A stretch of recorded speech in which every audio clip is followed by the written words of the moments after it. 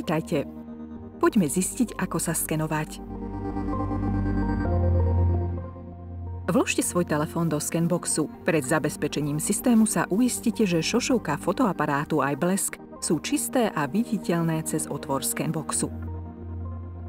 Vezmite tubus a pevne ho zasunte do skenboxu.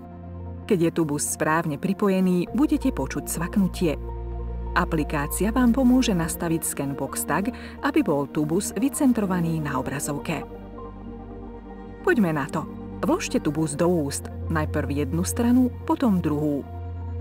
Držte ho jednou rukou a druhou rukou držte skenbox.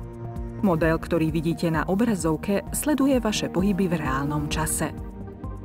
Počas skenovania chceme zachytiť všetky oblasti vašich úst. Pre každú skenovanú oblasť je svietiaca bodka. Posuňte tubus a naskenujte všetky body. Keď dosiahnete bočné bodky, otočte hlavu opačným smerom. Keď vás požiadame, aby ste si zahryzli, môžete prehltnúť a držať jazyk na podnebí, aby ste sa uistili, že vaše zadné zuby sú v správnej polohe. Keď vás aplikácia vyzve, aby ste mierne otvorili ústa, medzi zubami by mal byť viditeľný malý priestor. Aplikácia vám pomôže udržať ich správne otvorené.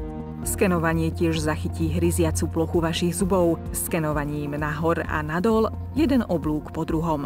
Iba ten oblúk, ktorý chcete zachytiť, by mal byť vo vnútri tubusu. Perami držte tubus a nakloňte skenbox. Môžete tiež mierne nakloniť hlavu, aby vám to pomohlo. Po dokončení všetkých krokov vyberte tubus. Pred odoslaním skenu svojmu lekárovi si ho budete môcť skontrolovať. To je všetko. Teraz je rad na vás, aby ste vyskúšali svoj prvý sken.